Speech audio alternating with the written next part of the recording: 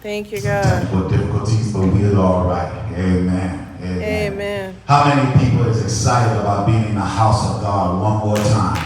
Just one more time to give us liberty to serve him, liberty to praise him, liberty to give him glory. I tell you, I feel good in my spirit on today. You know, back home in the country, we always say, down in my sanctified soul. And that's how I feel today. I feel good down in my sanctified soul today.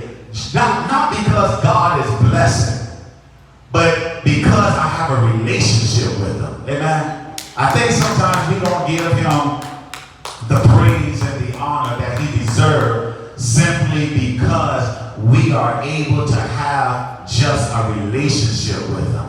Without the blessings, without the miracles that he performed in our lives, it's still a blessing in itself to be able to know that first, you can pray to God, and second, that God can hear your prayers. Amen? That's a blessing in all by itself. Thank you, Jesus. I'm not going to be before you long, like Prophet Chelsea says. But I did came with a word, a fresh rhema word. This was just baked about 20 minutes ago. Amen. About 20 minutes ago. So this is fresh loaf of bread, a fresh slice. Nothing stale about it. Nothing from somebody else. No. This was baked in my own little oven. Amen. Given to my own little congregation. Amen. And may it be a blessing to everybody else that is receiving us in the name of the Lord Jesus Christ. And while we was in worship, and how many of y'all experienced worship today? It was a good worship. Amen. We had a joy in God in today. A worship that pressed us beyond the veil to get and see the things of God and hear what it is that he had to say to us individually and collectively. And while we was in worship, and he was beginning to speak to me about my congregation, myself, and then he went on to speak about the kingdom, his kingdom. I'm going to base the sermon on a biblical character by the name of Job. Everybody is familiar with Job. And my sermon title would be Being Faithful to My Faith. Amen? Amen. Come on, being faithful to my faith. And my subtitle would be Though They Slay Me. Amen. My God, y'all. Being faithful to my faith. And then the subtitle, Though They Slay Me. And before we begin, I want everybody to go back in time with me to where it was in the earth when it was Job and how things were with Job. Father, in the name of the Lord Jesus Christ, I come before you now asking God that you allow me to die so the apostle and the spirit of the apostle will rise up in me to give your people exactly what you gave me. Let this spiritual food be nourishment to their spiritual bodies, and God, let them not just set it up on a spiritual shelf, but eat it on today and dissect it so that it would not only give them nourishment, but give somebody out there strength to go on yet another day. Yes. Everybody from Facebook and YouTube, God, that may be listening, oh God, we ask that you just give them the strength to endure any hardship, anything that they are going through at this time, and let them know, God, that it's not over until you say it's over. And when you speak to their situation, God, you will speak for it for eternal blessing and not a temporary one. In Jesus Christ's name, we ask that this word be sown on good ground. Amen and amen. Amen. Amen. So like I said, go back with me in time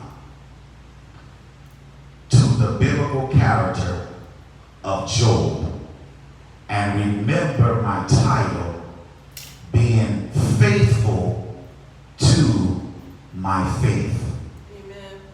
And this is where you're going to have to put your faith in the title. The sermon is being faithful to our faith. Amen. But your sermon should be faithful to my faith. Amen? Amen. When Job was on the earth, God had blessed Job with 10 children, and he was one of the richest persons on the earth.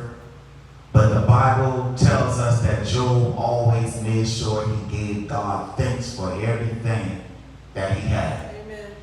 The Bible tells us that he made sure that his children gave God thanks. So in other words, with all this material wealth that Job had, Job still had spiritual wealth. And he also had it in his mind that regardless of what I got, and regardless of how much I got, I know I couldn't have gotten anything had it not been for the Lord. Amen? Amen. So unlike Christians today who just want the financial blessing and the material blessing and then they forget about God, Job was pretty much witnessing that I only have this because of God. Amen? All right. Now we see where the enemy, old Lucifer, Satan, going in and out of heaven. In and out of heaven. And I'm going to be coming from the book of Job, chapter 1, verse 7 and 8, just to build my foundation. The book of Job, chapter 1, verse 7 and 8. Actually, I'm going to go to number 6. It says, now there was a day when the sons of God, meaning the angels, came to present themselves before the Lord, and Satan came also among them. And the Lord said unto Satan, where thou thy comest from? And Satan answered the Lord and said, from going to and fro in the earth, and from walking up and down in it. Now I'm going to stop right there just for a brief second.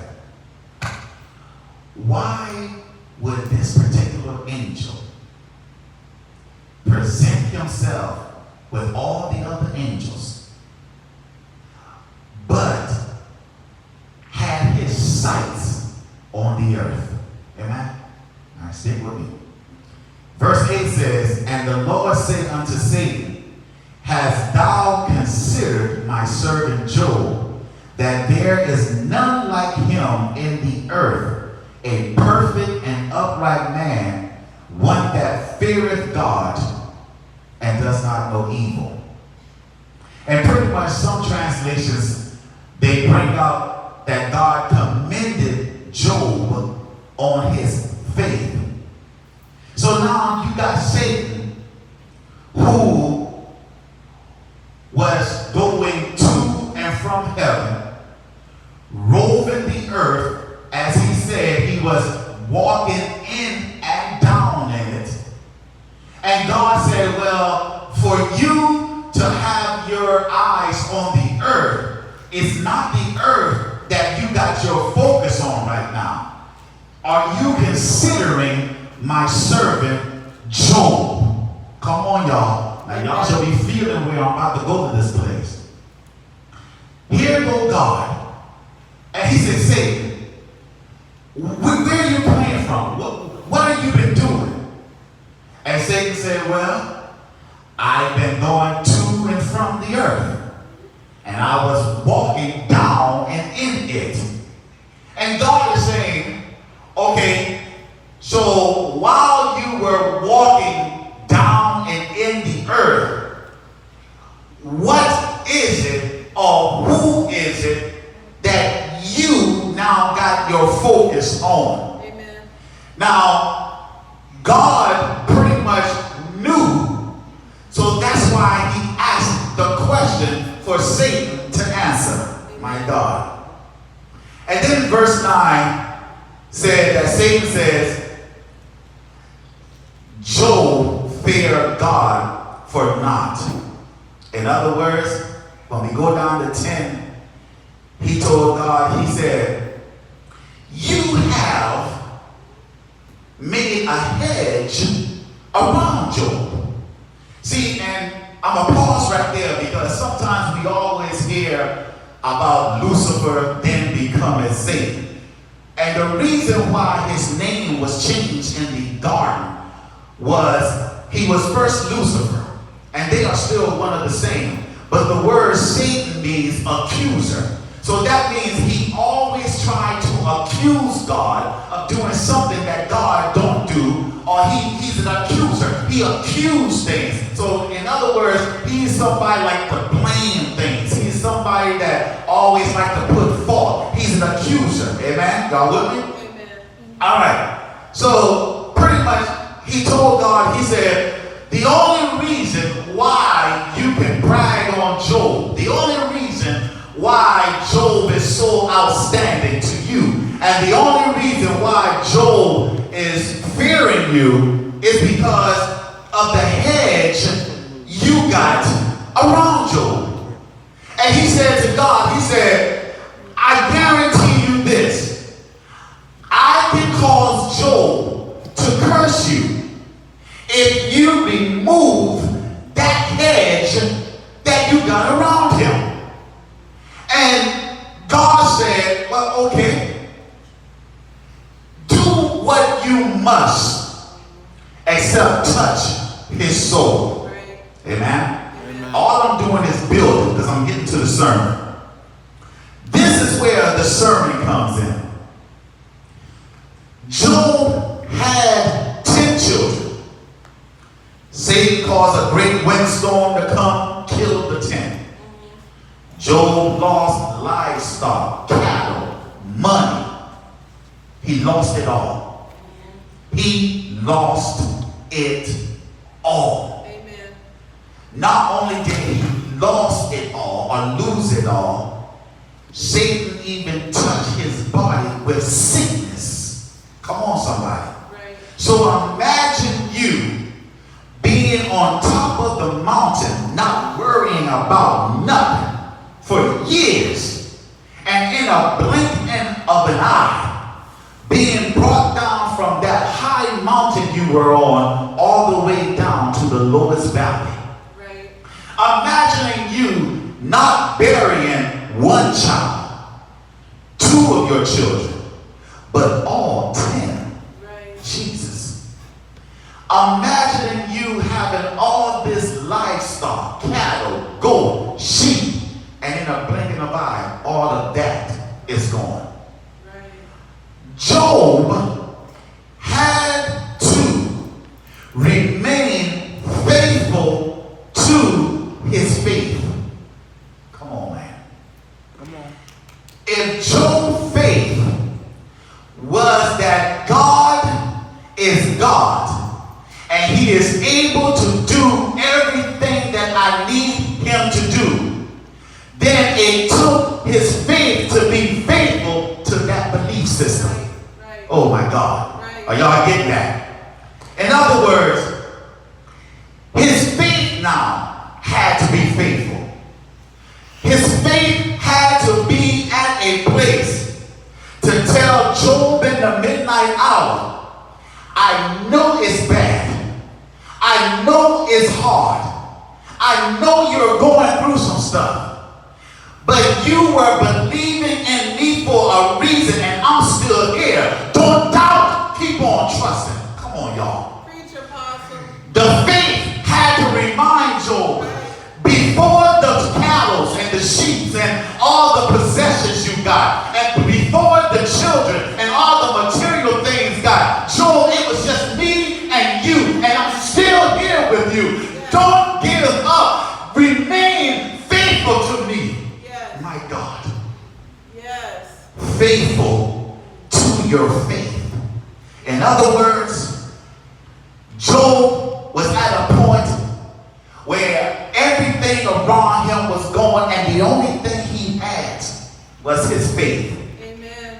And his faith had to remain faithful to the belief system that was in Job. Yes. And that's why Satan blew like a big bad wolf. And that's why he allowed everything else to come to Job. But through it all, Job said this right here: faith, fear me not now. Don't die out on me. I'm still believing that God is able. I'm still believing that God is true at his word. If I can remain faithful to you, you will remain faithful to me. And you will still get the inheritance that God got for us. Come on, somebody. Amen. Remain faithful to your faith. Yes. And then the subtitle, when God told me that Job said, though they slay me, yet will I trust. You know what Job was saying? Though they slay me, yet will I remain faithful. Yes. Jesus.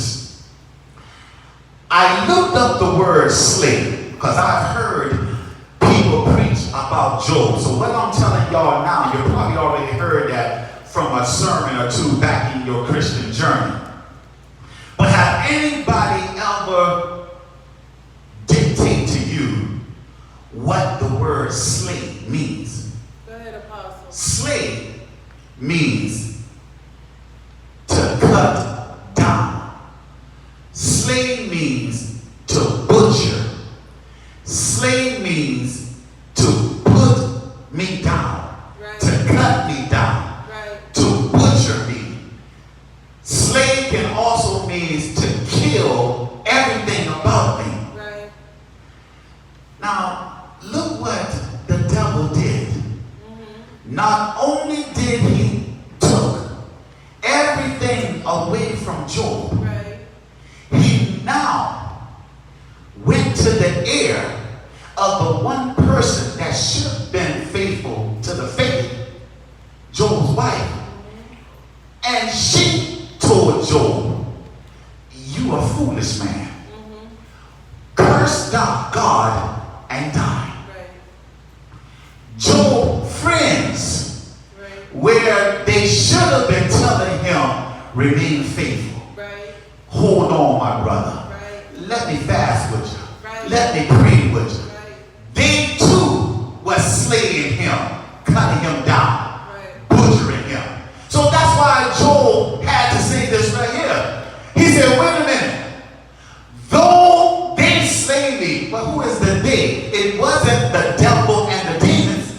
It was the they that he thought was his friends. It was the they that he thought was his support factors. And see, pause. That's what's going on in the kingdom of God today.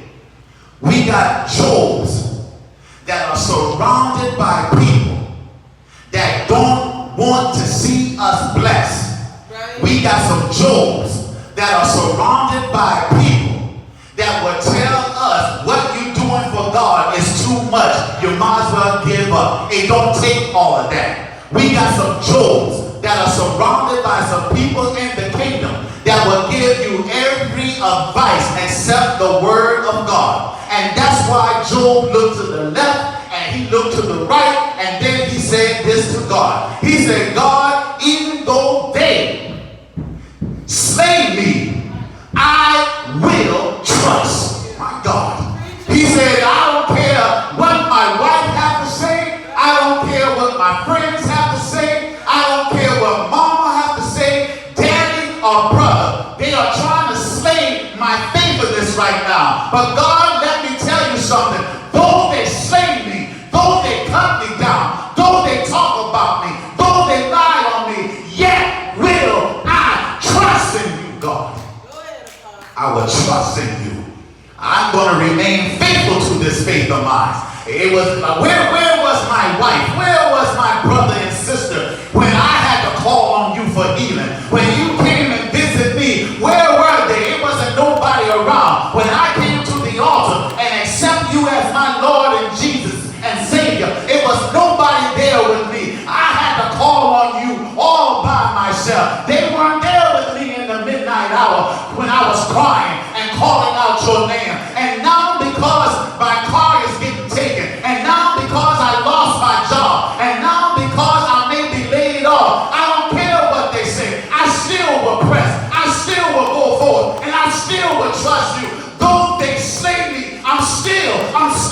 I'm still going to trust in you. Yes. God, Yes.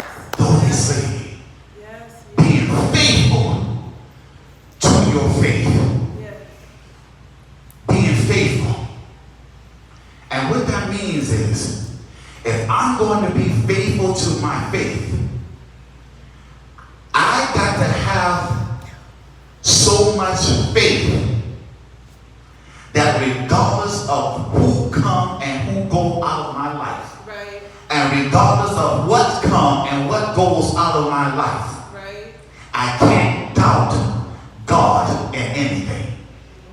Jesus. Woo. Jeez. God may tell me Lord Jesus. 5 years before 2020, you're going to get this and you're going to get that. Right. It is now 2020. I heard the word in 2015. It is my job to remain faithful to my faith. What you saying, Apostle? It is my job that even after December 31st, if he don't decide to give it to me then, I still will trust that he is able to do it. Yes. I don't care if it's 2023, 8 years after I heard the word. It is time for me to maintain that God is able to do it. Yes. And see, what's going to happen? The enemy is going to come to you once he see and hear the prophetic word. And it's going to be some of those same people in your midst that's going to say, well, I thought you said you was going to get this last year. And I thought you said that God told you this 2 years ago. And I thought, see, what they're doing, they are slaying your faith. Right. And what you have to do to them, you can't get mad. You got to look at them and say, though you slaying me right now, Yes. I'm still going to trust. Yes. You may not believe what God is doing. Right. You may not believe what he's going to do for me. Right. I don't care about your belief system. All that matters is that I remain faithful to God. Right. Because my blessing is not your blessing. And your blessing is not my blessing. Right. All it is that you are trying to tell me just because things are leaving me and I'm looking to you like I'm going through everything. Let me tell you something. God can still show up when I'm in the fire to make sure I don't get burned. My God. Come on now. Though they slay me, Yep. yet will I trust. Come on. Hallelujah. I'm faithful to my faith. Can y'all imagine the ridicule and the backbiting and the gossiping that Noah had to go through? Right. Now God told Noah, I'm going to destroy the earth by water. Right. Build an ark. It took 120 years for that prophetic word to manifest. Can you imagine that Noah had a lot of people slaying his spirit? But what did Noah do? He built the ark. He remained faithful to his faith. And I'm here today to encourage somebody. I don't care what it looks like. Right. I don't care what you are going through. Right. If God was for you before the situation happened, he'll be with you in it and he'll be with you after it. All your job has to do is remain faithful. My God. Yes. When people tell you it don't take much, when people tell you you ain't got to go to church to serve God, when you start hearing all this slaviness to cut you down, to butcher your spirit, don't get mad with them. Don't even argue with them. Look at them. Smile. And say, though you are slaying me, yet will I trust. Yet will I trust him. Why can I put so much trust in your word on today, Apostle? Because it's not my word, it's God's. Right. Amen. That's why. Amen. Why can I put so much trust in God then, apostle? Because the Bible says he's not a man that he shall lie. Amen. And if he said, and if he speaking, then before what he spoke returned to him void, heaven and earth Shall pass away. will pass away. Right. So until I see a heaven pass away, Right. and until I see the earth pass away, then it is my job as the Christian to stand on the word of God and remain faithful to whatever he tells me to do. And when I remain faithful, see, you can come in, you may cause heartache, you may cause pain, you may cause me to get laid off, you may cause people to turn on me, you may cause people to lie on me, you may cause people to talk about me, but though they slay me, yet will I trust in God. Yes. I'm going to remain faithful to my faith. Yes. I'm going to remain faithful. Yes. And how do you remain faithful? Don't doubt. The storms are going to come. Yes. Crosses are going to have to be bored. The wind is going to blow. The rain is going to come. Some nights you're going to go to bed maybe crying. Word racing may even hit your spirit. But through it all you got to do is just pat your belly Yes. and say, God is able. God is able. Yes. God is able. When that job laid you off and you don't know how you're going to pay your bills, and everybody around you starts speaking death, it is your job as the Christian to say, Jehovah Jireh is my provider. Yes. He's able. He's able. He's able. When they say, well, you had the big job making $100,000 a year, and now how you going to pay the bills? You need to tell them God was God before the job and he is God after the job. God will provide. He's able. He's able.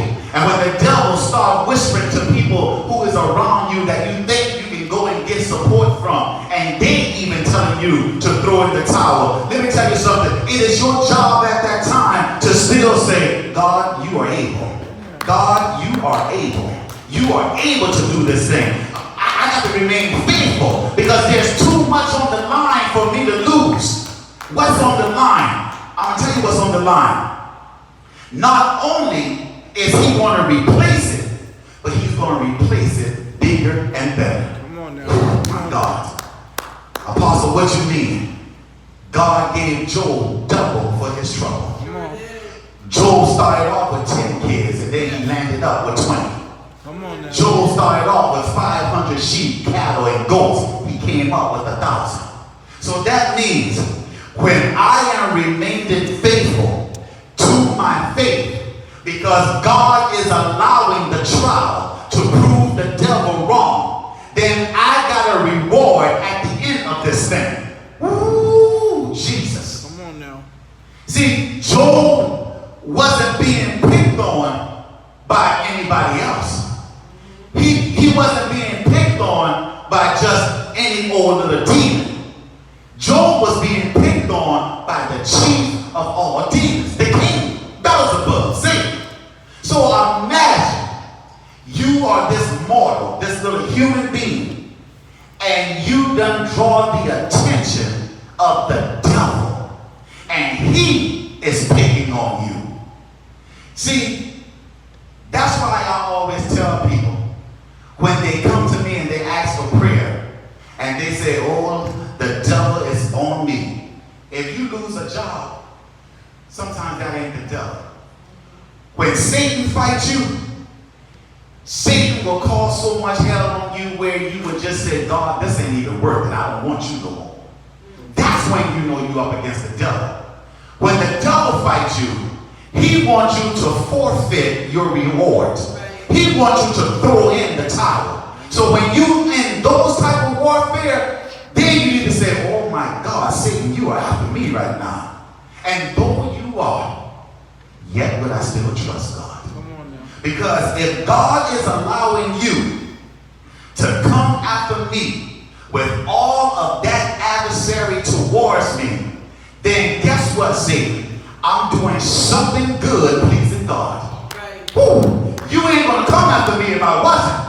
So if you are coming after me and you're taking my job, my home, my car, my children, and everything else, then I need to celebrate and praise God from the door all the way to the pulpit. Why, Apostle? Because God is in heaven saying, have you considered my servant? Look at him. You take all that and he still got a hallelujah. He still got a praise. He still got a thank you, Jesus. And now that I have shown you that he will not be unfaithful, that's enough. That's enough. And then what God would do, God would bring you a season of rest from your warfare, and he will bring you a season of blessings. Yes. And you will be so blessed, your name will change from Prophet Johnson to Obed-Edom. And you know why?